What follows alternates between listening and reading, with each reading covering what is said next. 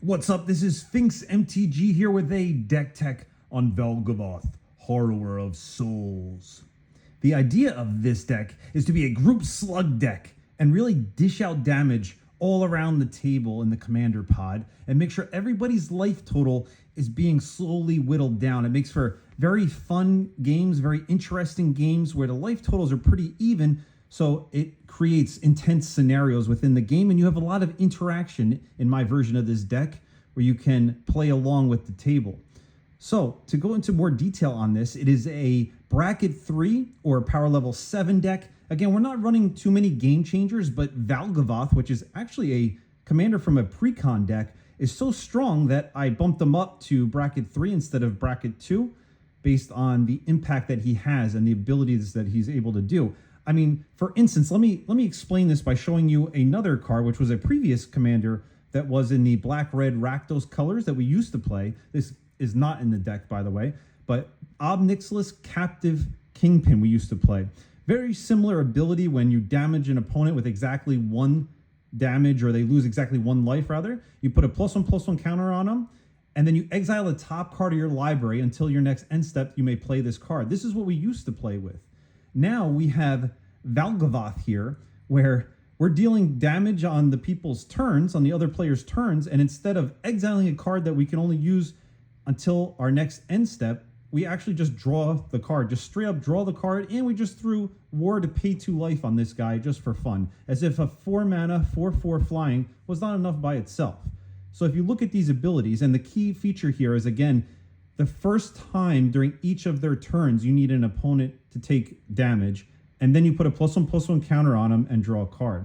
So the idea of this one was more cEDH, more combo oriented, but with Valgavoth, we can kind of sit back, draw cards, draw interaction, and we can pound the table for a lot of damage. This guy actually gets pretty big by himself just because of those +1/+1 counters. I'll give you an example of that in a minute. But the idea is that he is threatening as a Voltron commander against maybe one of your opponents. You can take out with him as a Voltron. And then you also have the ability of just swinging in for a lot of damage on other players.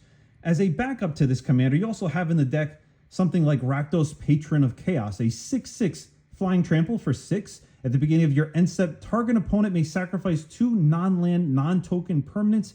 If they don't, you draw 2 cards. So basically you see here the card draw mechanics on this. We're relying on our commander, or if we draw into this guy and our commander gets killed too many times, we can always use this one again because nobody's going to want to sacrifice their non-land, non-token permanents. So you'll just be drawing 2 cards per turn pretty much. So without these 2, we don't have as much card draw in the deck.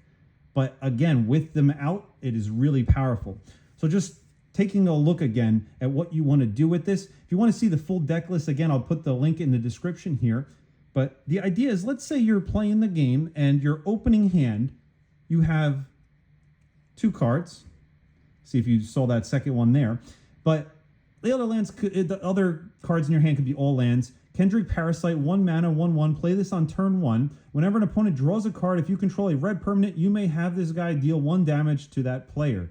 So again, when they draw a card on their draw step, you're going to ping them because your commander is going to be your red permanent in play. So the idea is you have your beautiful Ruby Medallion card here. Very nice artwork from one of the Modern Horizon sets. So you play Kendrick turn 1. Second turn, you play your Ruby Medallion. Again, nobody's going to want to waste a removal spell on a 1/1 creature that deals 1 damage when they draw. Doesn't sound like a big threat, and you don't have another red card on the board. Usually in the opening hand, I do like to keep either a protection spell for Valgavoth or a board wipe. So I'll slowly develop into the board wipe, let everybody else have creatures and stuff like that out, and then I'll have a mana rock or something, and then you can board wipe and then play Valgavoth, which is very nice into a clean open board. Or if you're doing the rush one, you'll get this where you can play him on turn 3 here for 3 mana because he costs less. And then the idea here is that you want to have a pinger out so that the second it goes to the next player's turn, hey, what? You drew a card. You are taking 1 damage from Kendrick Parasite, triggering Valgavoth, meaning he gets a +1/+1 counter. You draw 1 card. Now, this is going to happen on each opponent's turn. So you're going to be drawing 1, 2, 3 cards before it gets back to you. That right there is pretty incredible. And just to think about that, just with these 2 cards on the board, you're going to be doing that every turn cycle. So people can start to see that Valgavoth is a big threat. And again, if they want to use one of their removal spells on their turn, they're going to have to pay 2 life, which would trigger him anyway. So you, a lot of times, draw 1 card even when they do try to remove him. So that's just an example of what you're trying to do with this deck. You're trying to get a pinger out, and you're trying to draw cards with Valgavoth. And then you play some nice big creatures, do a lot of damage. And the way you need to get up to the creatures and spells that you want to play, of course, would be with the mana rocks. So we have the standard Arcane Signet, a Soul Ring for the black version, Rakdos Signet, a Talisman of Indulgence, which gives us a little damage to ourselves here, but still works just nicely. Jet Medallion, because again, if you're casting multiple spells in a turn, if you have Ruby Medallion and Jet Medallion, it's great because it is Arcane Signet. You can only use it 1 time for 1 spell in that turn.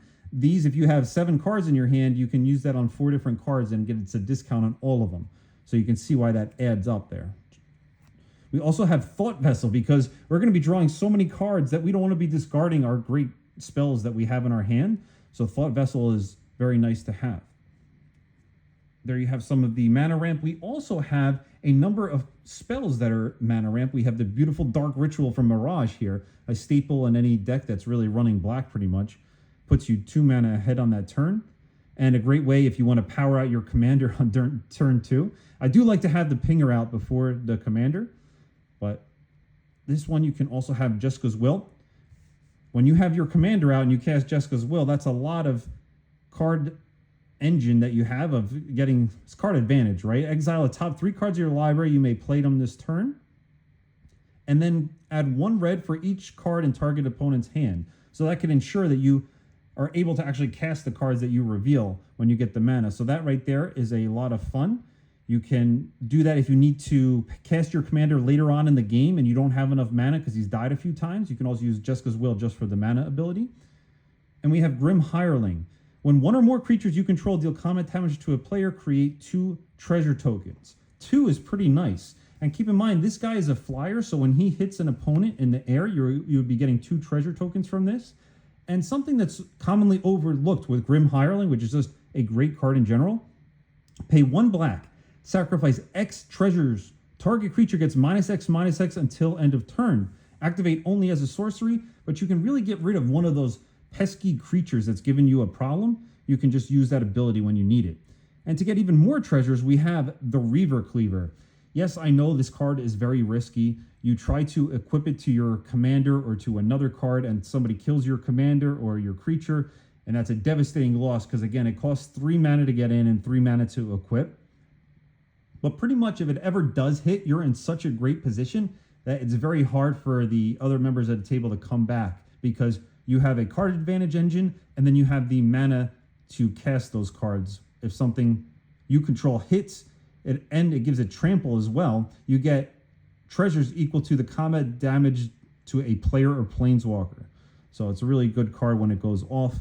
That's more in the, I guess, the flex slots where you could take it out if you weren't really feeling it, right? But it seemed to work pretty well in my cases here. One of my favorite cards, we have to go through the pingers because that's pretty much the basis of the deck and what enables the commander. Razorkin Needlehead. 2 mana, 2/2, first strike during your turn only. Whenever an opponent draws a card, Razorkin Needlehead deals 1 damage to them. Now, a lot of the fun of this deck is the versatility of it, and it has answers to a lot of different play styles that we see.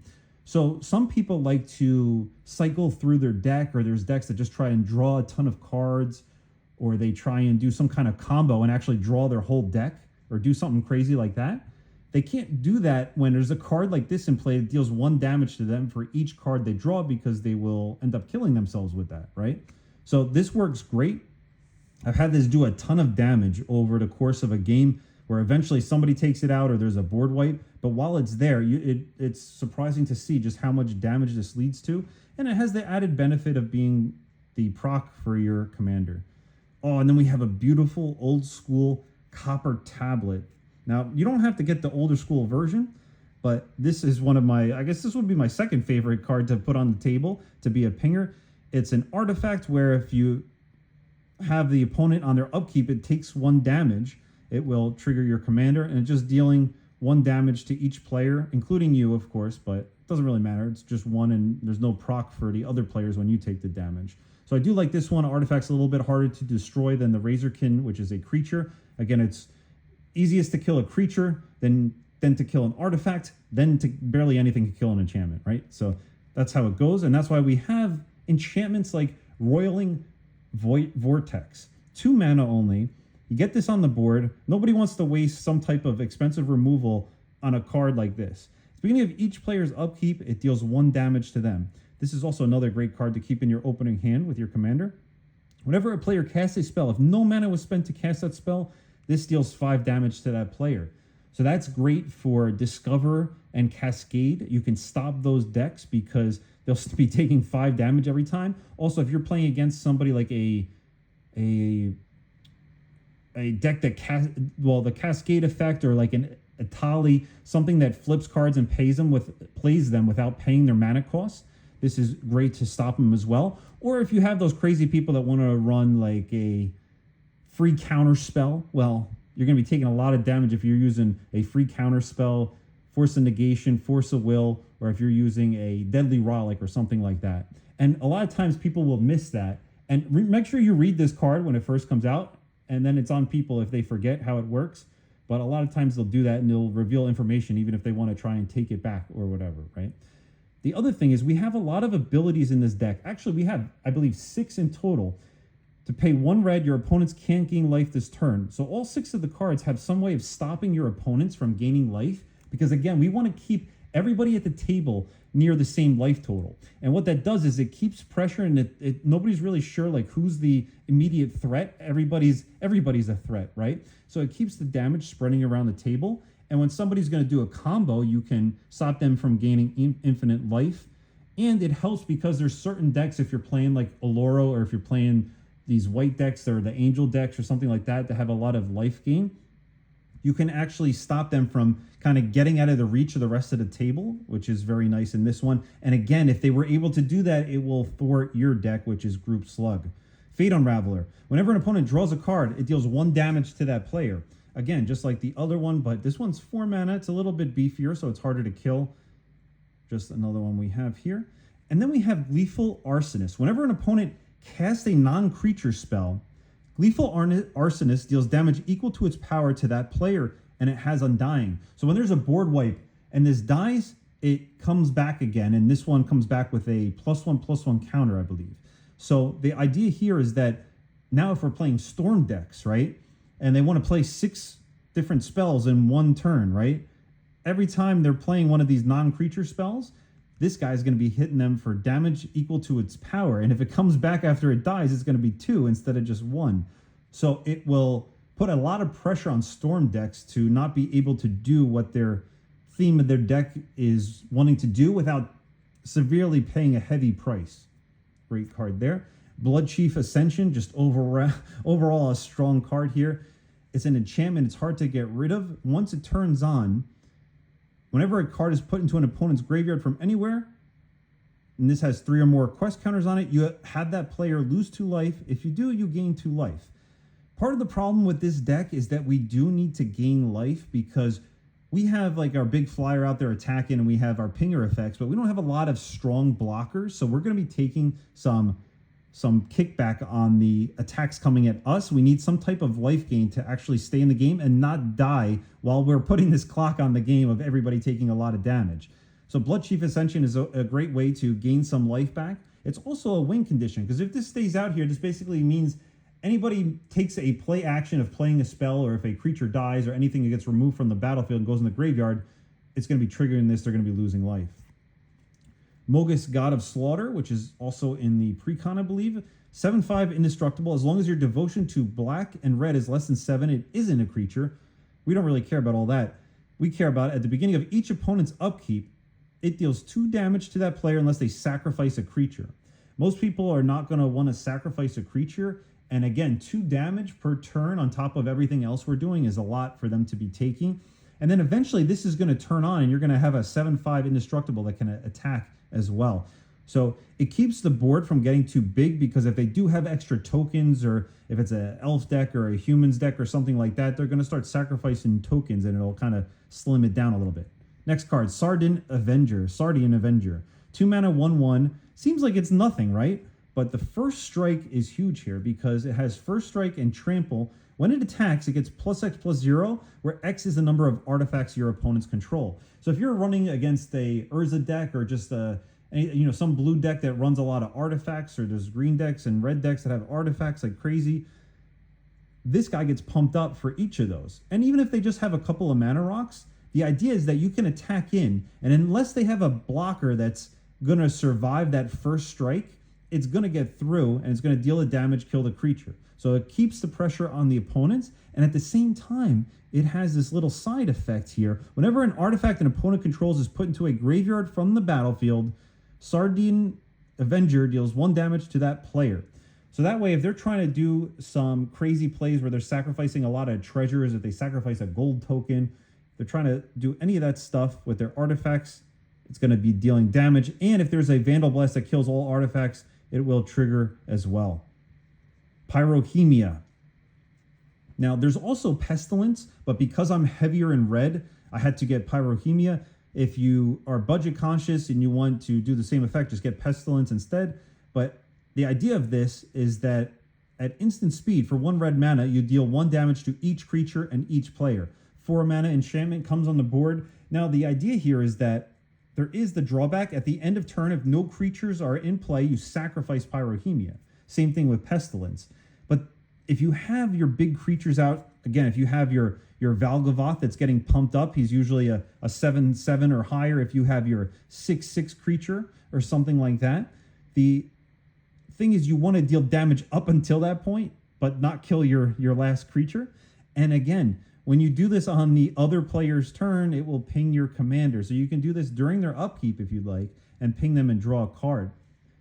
Another thing, just to keep in mind when you're playing this card as a little tip, this goes on the stack 1 at a time. So if you want to do 5 damage with 5 mountains, do 1, let it resolve, then do the next. If you put all 5 in the stack at once, somebody can then respond with something of maybe a heroic intervention or something like that to save one of their key pieces, and you won't be able to respond to activate another mountain to do damage over the top of that.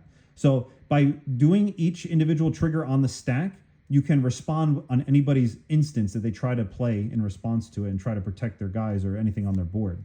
Then we have Barbed Wire. It's a cool little picture here from Mercadian Mass, old set here. At the beginning of each player's upkeep, it deals 1 damage to that player. 2, prevent the next 1 damage that would be dealt by Barbed Wire this turn. Again, early on in the game, nobody's going to be doing that. Nobody cares about the 1 damage when you start with 40 health.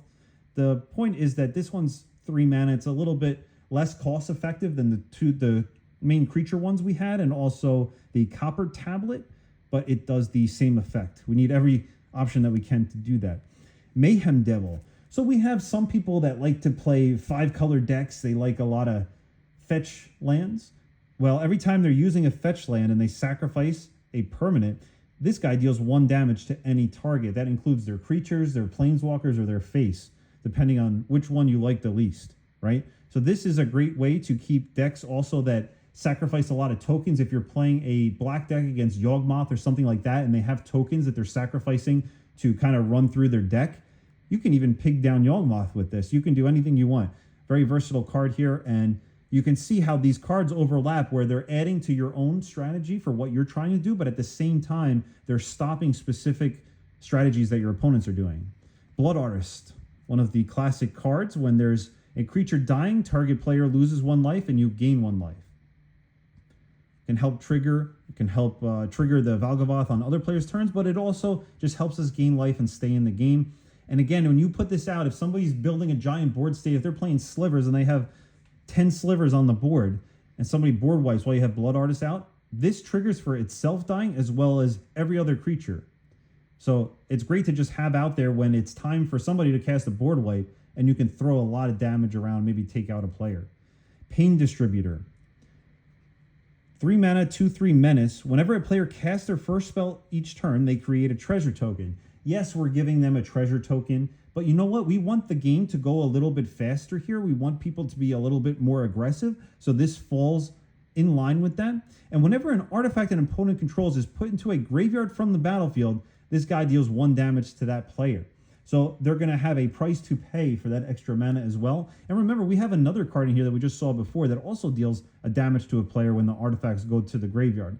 So it doesn't look like a lot, but if you get 2 damage here, 1 damage there, and then creatures are attacking you, it adds up very quickly. And then we have our main pingers that pretty much enable what we want to do in the deck. And we'll put the Kendrick Parasite on top for that.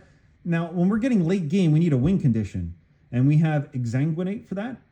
The other card that's similar to this that you could also put in would be Torment of Hailfire. Now, Torment of Hailfire is not as good because somebody can sacrifice a lot of tokens. But with this one, if you resolve this, they just have to take the damage. Each opponent loses X life. You gain life equal to the life lost this way. So if this is X equals 5, you deal 5 damage to each of them, and you gain 15 life. So it's a lot of fun to come back out of nowhere, and I've had it save games for me, and I've had it end games for me. In a positive way, that is. So we have a lot of stuff like that. We also have cards like Reanimate because we just have utility cards that are great. This, again, is going to take a creature of yours that died that you won back, maybe if you need a pinger or if you need something for stopping a particular opponent's strategy, or if you just want to steal something from an opponent's graveyard that got taken out during the course of the game. We also have some protection spells. So we have Lightning Greaves. Again, if your commander died a few times and it costs a little bit much, it's nice to have something that can equip for 0 on the board and just equip him and you can immediately swing for 4 at that point. And if you already have commander damage on one of the players, I try to tend to focus one player specifically with my Sword of Voltron Valgavoth so that when it comes down to it, I can always finish them off with my commander. This helps with that. Malakir Rebirth. Choose target creature, you lose 2 life. Until end of turn, that creature gains. When this creature dies, return it to the battlefield tapped under its owner's control. This is going in, oh man, all my Black Death decks at this point. You use this on your commander when they try and kill it. Now keep in mind, they would have had to pay the ward. They would have lost 2 life. You would have drawn a card. Then you have your guy come back to the board anyway. He loses his previous counters. But you know what? You get your commander back and they wasted a card. We also have Feigned Death, very similar. Until end of turn, when it dies, it returns to the battlefield tapped, so you can't block with it, but it gets a +1/+1 counter, so it starts getting bigger already just with that. You have the protection spells there. And I was speaking to the number of cards that we had where we don't like people gaining life, right? So we just play Sunspine Lynx, 4 mana, 5/4, pretty beefy creature right there. Players can't gain life, damage can't be prevented. You can't be playing a fog or a constant miss and trying to stall out the game because we have the Lynx on our side with this cool art right here. When it enters, it also has this surprise, it's like a destroyer rushing in and hitting the enemy. It deals damage to each player equal to the number of non-basic lands that player controls. Now with this deck, we didn't go too crazy on the lands, so we actually don't have that many non-basic lands, while the opponents are probably going to be taking 7 or more damage from this when this comes in. So sometimes I'll hold on to this in my hand for the right moment to get that ETB trigger. And then if you need it just to stop somebody from gaining a ton of life, you can come out for that as well. This is another pinger here. Sulfuric Vortex, an enchantment, so it's harder to kill, 3 mana. Beginning of each player's upkeep, it deals 2 damage to that player. If a player will gain life, they ain't gaining no life. That's what it says. Screaming Nemesis. One of the unique cards in Magic, actually. From the, Duskmorn set? One of the horror sets. 3 mana, 3/3 haste, very important there because it just comes in and attacks right away. When it's dealt damage, it deals that much damage to any other target. If a player is dealt damage this way, they can't gain life for the rest of the game. And you have to write that down on a little sticky note or something because there's no way to track that otherwise because it's unique to Magic. I don't know any other card that does it like that, but this is a great effect where you can... Doesn't matter what you have on the battlefield, they're set, they can't gain life anymore. I've also found ways to deal damage to this with my own cards and then have it deal damage to a player. And that way it triggers that ability where they can't gain life, and a little trick that you can do. Lord of Pain. Again, this was, I believe, in the pre-con, not this cool art version, I don't think, but This is a great card. A lot of people actually play this as a commander.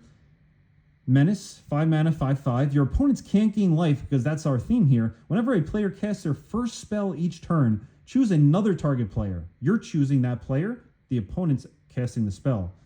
The Lord of Pain deals damage equal to that spell's mana value to the chosen player.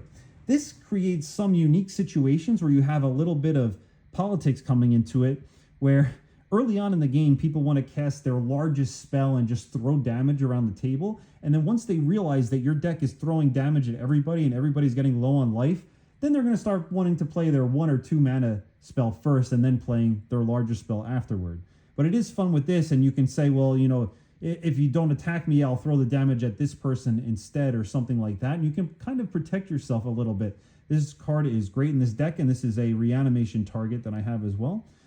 Rampaging Ferocidon, 3 mana, a little dinosaur, 3/3 menace. Players can't gain life. Whenever another creature enters the battlefield, it deals 1 damage to that creature's controller. So again, if somebody wants to make infinite creature tokens with haste and they want to attack you, well, they're going to be taking 1 damage for each of those that come in. So once again, you see a strategy that's stopping some of these token decks that are making a lot of creatures, or if somebody's constantly bouncing and replaying a creature, same effect here. So you see they have to deal with stuff on the board to be able to go through with their game-winning conditions, right?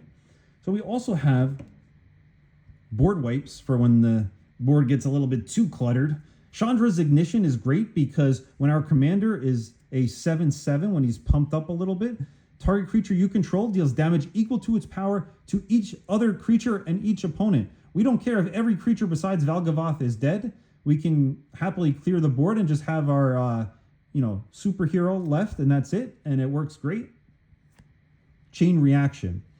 This one I put in as well because sometimes your commander is larger than the other creatures on the board, and if you only need to take out like 1 creature on everybody's side early on in the game, just want to kill their commander, that everybody played their commander and passed, you can play this and sometimes get away with killing everybody's creatures except for your own. Massacre Worm. This can be a game ender if you played at the right time, if you're playing against certain type of creature-based decks or token decks. 6 mana, 6/5, great artwork from M21. When the Massacre Worm enters the battlefield, creatures your opponents control get -2/-2 until end of turn. So again, it's a mini board wipe. Whenever a creature an opponent controls dies, that player loses 2 life. So think about it. If they have 5 creatures on the board that are dying from this, they're losing 10 life. That's a pretty big hit to lose out of nowhere, and it means they're going to be out of the game pretty quick after that. Oh, and then we have a Secret Lair Beholder's Disintegration Ray from, I think this was one of the Adventures in the Forgotten Realms or the Dungeon and Dragons style Secret Lair. As an additional cost to cast a spell, pay X life. The old card name was Fire Covenant. This art is a little bit cooler, and it has also more details on exactly how the spell is resolved. It's a little confusing because X is not in the mana cost here. It deals X damage divided as you choose among any number of target creatures. So if there's creatures on the board you got to get rid of, yes, you're going to be paying a lot of life. Hopefully you have one of our life gain abilities in the deck, and then you can gain it back. But this is a great way to take out 2-3 creatures right there. You know, you take some damage, but you're getting rid of exactly what you need to. We also have Accursed Marauder. Now, the other creatures that have this style effect, such as Fleshbag Marauder and, I don't know, the 3 or 4 other ones, they're 3 mana. This one is 2 mana, and when it enters the battlefield, the key here, each player sacrifices a non-token creature. Non-token means they're not going to be just, effectively chumping it with the removing a token, and you wasted a card that you had to sacrifice it. So if you just have this in your commander out, this comes on the board, you just sacrifice this. You don't have to sacrifice another guy. You do have to watch if somebody kills this with the ability here on the stack from the ETB. But I like this one, 2/1, 2 mana only. It's better than all those other ones. You should have this in your deck instead of Fleshbag Marauder. Meathook Massacre 2. We don't have the first one on the deck. We just went right to the sequel here. The reason is that when this enters, each player sacrifices creatures, gets around indestructible, gets around, when people don't, you can't destroy the permanent. You need a way to get rid of it. If they have some kind of giant angel, it's an 8/8 flying angel, and it gives everything on their permanents indestructible. How do you get rid of them, right? So you make them sacrifice this stuff. When a creature you control dies, you can also pay 3 life. If you do, return that card under your control with a finality counter. Again, a finality counter means that if it dies or would be removed from play, you exile it instead of putting it into the graveyard. And whenever a creature an opponent controls dies, you may pay 3 life. They may pay 3 life. If they don't, return that card under your control with a finality counter. So this is really powerful late in the game. Again, you don't cast this early on. Cast it when you're making them sacrifice some creatures, and they're not going to want to pay 6 life to when they're at 15 life or so. They'll just give you the creatures, and sometimes you'll get some of the most powerful creatures in the game on your side of the board. And even if you get just creatures as defenders or potential attackers, that's all you need. It puts pressure in all the right places. That's why we have this one in here. Vandal Blast. Destroy target artifact you don't control for 1 red mana, but I've never seen anybody actually cast it for... Have I seen that? I mean, I don't think so. Everybody always pays the overload for 5 to destroy all artifacts that you don't control. And there you have our primary board wipes and board clearers and all those items, right? We also have some targeted removal here. So let's take a look at a couple cards that you have to have in every black deck, it seems like. Withering Torment. Instant speed, 3 mana, destroy target creature or enchantment. You're saving this for an enchantment, right? You don't want to waste your 1 of 2 black enchantment removal spells on a creature unless you absolutely have to. You lose 2 life, but that's the cost of playing black cards. So this is an enchantment removal. We have a, oh man, is this, what is this? Double Masters or Quad Masters or something? Lightning Bolt deals 3 damage to any target, but if you look at that artwork, it's very nice artwork here. I think I've used this on my own guy that deals damage to the opponents when you hit it, the Screaming Nemesis right here, so that you can trigger that ability to stop them from gaining life. I've used this to end games just because the opponent's life totals get so low, or somebody else goes for an attack and they think they survive by blocking only some of them, let the damage through, and then I hit them with a lightning bolt, takes out a key creature. And again, it's any target. If you have a planeswalker that people can't get through and you can't have it ulti, you just hit it with this. Chaos Warp. Because sometimes you just need to answer for anything on the board.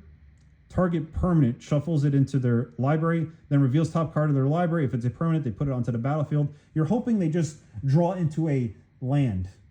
And if it's a sorcery or an instant, you know, it just stays there. But the idea here is that it is dangerous because they can flip into, you know, an Eldrazi that they put on the board. But alternatively, if you have somebody has some kind of crazy land, like a glacial chasm or something like that, that you need to get rid of to be able to have damage go through, you can use this card. It's sort of your trick for when you don't have an immediate solution and you need something that's a weird enchantment that you got to get rid of or something like that. Go for the Throat. Destroy target non-artifact creature. This one is my favorite out of the quick black just kill target creature cards. Non-artifact creature is key because a lot of people play multicolored commanders. So there's one that's like Doomblade, destroy target non-black creature. If you use that one, the problem would be a lot of commanders, you know, this one is red and black, right? So you wouldn't be able to hit this. So if they're playing 2 or 3 colors, sometimes they'll have black. I found this one to work best on the most important creatures are non-artifact. Tybalt's Trickery. You have a counterspell in red if you need it. Some people don't like this card. I love this card because I'm using it to stop somebody from winning the game.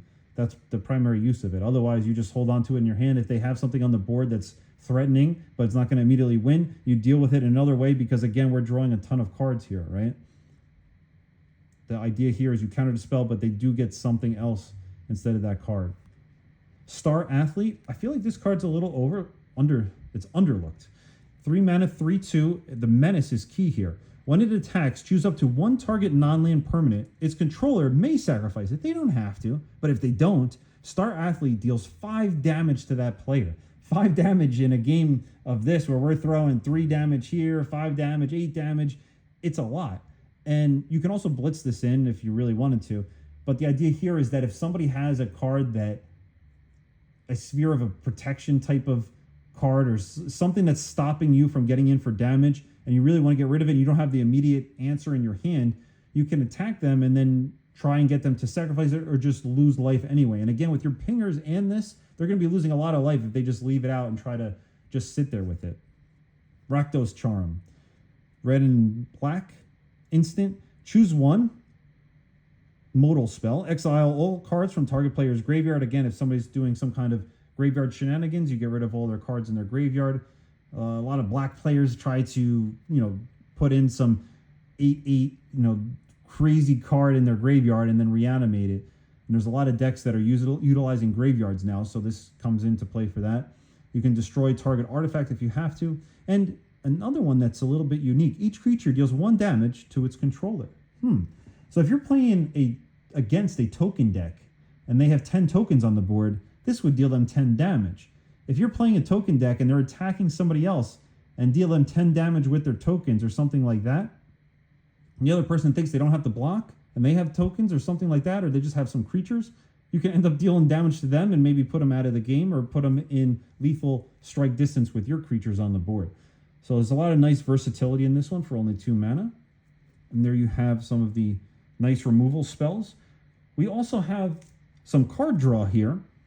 Wheel of Misfortune. One of the most confusing cards when you have to explain how it works. But the idea is if you want to know that you're going to wheel and draw a new hand of 7 cards, then you have to bid the highest amount of life.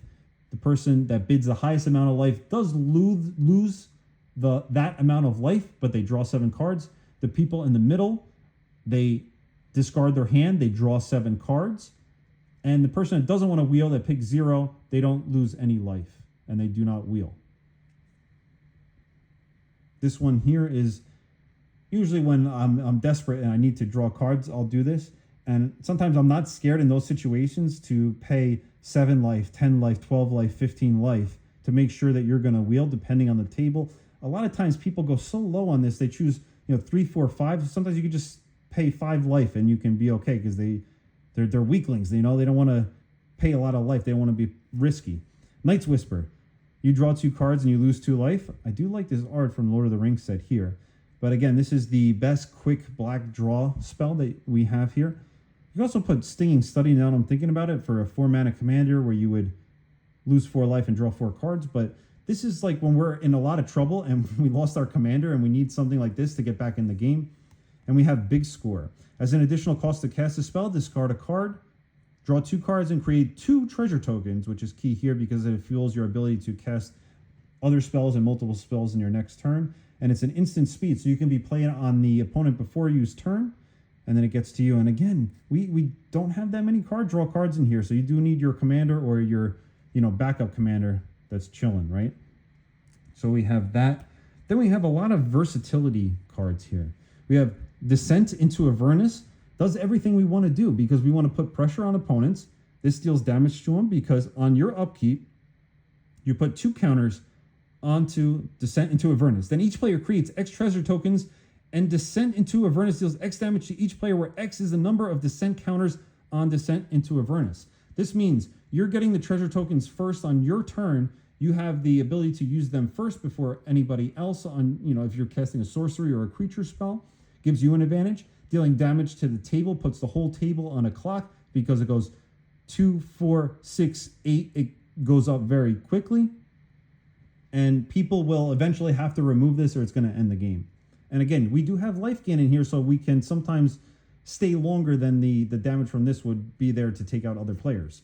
Vial Smasher the Fierce. This card I wasn't sure about, but in play it's worked really well. I've had really fast wins sometimes when I have this out. 2/3 for 3 mana. This is the Secret Lair art here, but legendary creature, Goblin Berserker. Whenever you cast your first spell each turn, choose an opponent at random. Doesn't really matter to us, we just want to throw damage. It deals damage equal to that spell's mana value to that player or a planeswalker that player controls. So if you had to kill a planeswalker because you didn't have enough creatures to get through to hit to Vesh, then you can use this. Or you can just be slugging it out and dealing, if you cast this turn 3 and then your commander turn 4, that means you're throwing 4 damage immediately at somebody on turn 4. It adds up very quickly. Exquisite Blood, another one. If you had cast this after Vial Smasher, that's 5 damage that you're just throwing at somebody just because that card's on the battlefield. And you can attack with this for a 2/3. Whenever an opponent loses life, you gain that much life. We need to gain life, so that's why this is in the deck. You could put the Sanguine Blood combo with Exquisite Blood, but that's more of a power level higher. That would be bracket 4 or power level 8. It's a little bit too much for this power level to have both of those in here, but if you want to be mean or salty, you can throw that in. It does go infinite when you gain life. But we just want this here to be able to gain life. Also helps because everybody else is attacking opponents because we play cards like Cardor Doomscourge. 4 mana, 4/3. When he enters the battlefield, until your next turn, creatures your opponents control attack each combat if able, and attack a player other than you if able.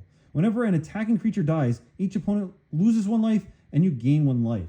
So as I'm getting into the mid game in this, I tend to like to wait and play a card like this when there's a lot of creatures on the board and I know that my life total is going to be threatened. I'll play this and force everybody to attack other opponents besides me, and it works very well in that regard. And you might have to look up the rules, very specifics on this, but I believe even if this guy is removed, this effect of until your next turn, creatures your opponents control attack each combat if able and attack a player other than you if able stays as an effect. So it's very powerful there. It's a little bit different than Goad. And then we have here, let's see, this is an A, yes. Sheoldred the Apocalypse. 4 mana, 4/5, Death Touch. Whenever you draw a card, you gain 2 life. Whenever an opponent draws a card, they lose 2 life. So you can see here we have the Phyrexian writing on this, if you can read it like I can. But the thing is that this card is a little bit pricey monetarily. If you wanted to switch this out for another card, you could say switch it to Bloodthirsty Conqueror, I would recommend. After that, I don't know, something that does a similar effect. But this does everything we want to do in the deck. It's only 4 mana. It's a strong blocker, 4/5. It has Death Touch. Nobody's going to want to attack into that. You're not going to really attack with this. You just leave it back. You're gaining life when you're drawing cards, it's also getting extra cards from your commander, so you're drawing and gaining a lot of life. And then also, it's proccing your commander by dealing 2 damage to the opponent here. They're losing 2 life. It gets around protection and anything like that. If they have the 1 ring, it doesn't matter. They're going to lose the 2 life here. Trigger your commander, you draw a card, you gain another 2 life. It just does everything we want. And if there's no creatures on the board, if this got played after a board wipe, you can swing in for 4 damage as well. Great card right here. Basilic Collar. This is also one of the ones that up the power level, you know what I'm saying? Basilic Collar. Equipped creature has Death Touch and Lifelink. The idea here is that you can put this on any creature you have in play, and you'll be gaining life. If you put it on your commander, you could gain a lot of life if it has counters. But also, when you put it on a card like Kendrick Parasite or Razorkin Needlehead here, they're dealing the damage from the card. So that means the life link is triggering. So each ping, so you could be gaining 3 life on a turn cycle there when you look at it. We also want to up the damage. So we have Torbran, Thane of Redfell. 2/4. If a red source you control would deal damage to an opponent or a permanent an opponent controls, it deals that much damage plus 2. Now imagine you have our Vortex Pinger out and it would be dealing 2 damage, and instead it's dealing 4 damage to the other players just for taking their turn, for having their upkeep. Pretty good right there. And then we have Saltham Mayhem Dominus. 4 mana, 5/4. If a source you control would deal non-combat damage to an opponent or a permanent an opponent controls, remember it's the non-combat, it deals double that damage to that player or permanent instead. And then when somebody tries to remove this from the board or there's a board wipe, you pay 1 and Phyrexian mana, which is 2 life and 2 life. Discard 2 cards, put an indestructible counter on them, and then nobody can ever get rid of them, and you're always dealing double damage on all of your pingers. A lot of fun right there. And also keep in mind when you get to your commander to 7 power, 14 damage in 1 hit is usually enough to clean out the game. Usually when it gets to 7, you only need to hit 3 times then, so you're good to go. Brash Taunter. Indestructible. 5 mana, it's a little bit expensive, but whenever this guy's dealt damage, it deals that much damage to target opponent. For 3 mana, you could also tap him and fight another creature. So if somebody gets out an orc army, that's a 20/20 orc army, and they think they got the game because they have this huge creature and nobody can get rid of it, they can't block it, they're going to just die, you can just fight that creature and throw the 20 damage at somebody else. So if somebody has like a counters deck and they make one creature really big or Voltron, I like to have this card to kind of stop those decks in their track because they also don't want to attack you because it has indestructible and you can just block with this. So again, if people are attacking you and trying to keep the pressure on you, this is a great way to slow that down because you're going to be throwing whatever their largest creature's damage is back at them as a blocker. And then on your turn, you can do it again by fighting if you need to, or at doing it instant speed. So it's a little bit of, you can talk with the table about where you need to throw the damage as well. We also have Polluted Bonds, which this foil is little bit dark here. But for 5 mana, enchantment, whenever a land enters the battlefield under an opponent's control, that player loses 2 life and you gain 2 life. The reason why I put this one in for 5 mana, it has a similar effect to the other one, but I like the life gain on this. And it really keeps you back into keeps you in the game once you start getting to mid to late game by having the life gain. There's cards like Ankh of Mishra, I believe, and Mana Barbs, where when opponents are playing lands, it's dealing damage to them. Those cards are a little bit too salty for me. I don't really like playing them. It kind of takes a little bit of the fun out of the commander. I like playing these cards that are, yes, this has a similar effect, but it costs 5 mana. It's not coming out on turn 2. Price of Progress. This one is fun, though. Again, we were talking about how we're hitting people for having non-basic lands because some people don't even they get Path to Exile. They can't even find a land because they don't have any basic lands in their deck. So now we pay 2 mana, instant speed, deals 2 damage to each player for each non-basic land he or she controls. Just remember, you might kill yourself too, but we have less non-basic lands than the opponents. So again, here we have a card that can do potentially 10 damage or more to an opponent, let's say if they have 5 non-basic lands. And you can see here how all those different damage abilities really stack up and you're able to get in there for a ton of damage. And there you see the cards from the Valgavoth Harrower of Souls deck. The other items are a few key lands. We have your typical Blood Crypt, and you have some fetch lands I found just laying around. Bloodstained Mire, Verdant Catacombs, to be able to get it. We also have Luxury Suite. I'll just go through a couple of these. Shivan Gorge. Key with this one, it's a legendary land. When it deals 1 damage to each opponent, it procs your commander. So if you have nothing else going on the board, somebody farewelled, and then you cast your commander again, you can use this for 3 mana to proc your commander on somebody else's turn. Nice way to draw 1 card when you need to. Witch's Clinic, a lot of fun. Target commander gains lifelink until end of turn. Generally using this on your commander, but also you can make a deal with somebody to save them in a game when you can give their commander lifelink and keep them in it a little bit longer.